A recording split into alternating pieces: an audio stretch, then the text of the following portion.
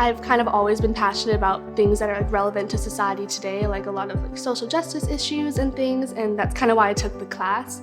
And this club just kind of gave the opportunity to do more into our community. I'm quite passionate about social justice. It just felt really important that we work towards it together and we work towards reconciliation.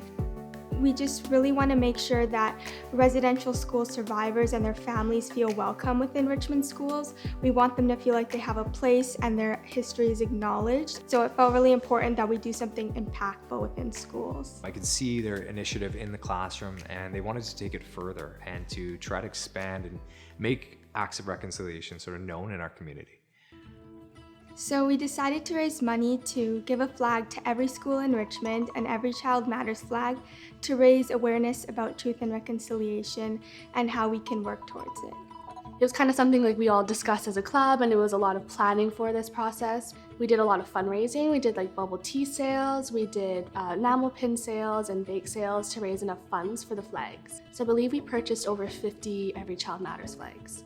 We found a company that was able to create the flags and make sure they were high quality, and it was important that they were Indigenous created to sort of match the initiative. I think that it's really important that we acknowledge Indigenous perspectives in our school, and I think it's also really important that we take their opinions into account and kind of work with them when we're doing these projects. We did talk to the Indigenous consultant of the school board, and she was really thrilled with the idea.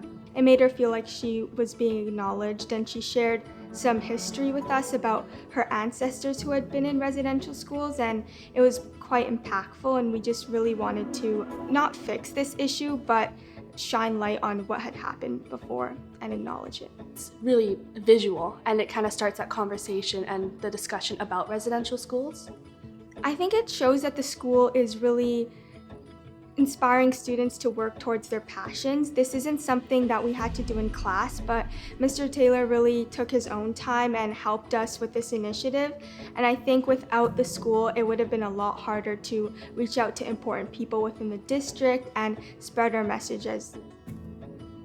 I'm hoping to see they build onto the flag. So maybe they have the flag hung up on the windows, on the fence, but they also have more around it. Maybe they make some displays, they do some projects, put up some schoolwork, hoping that it'll kind of just be the centerpiece, but have a lot of things around it. And I want to make sure that, kids and adults are also educated about it. So hoping that when we put up these flags, they'll take home that message to their families and tell them about it to spark that conversation.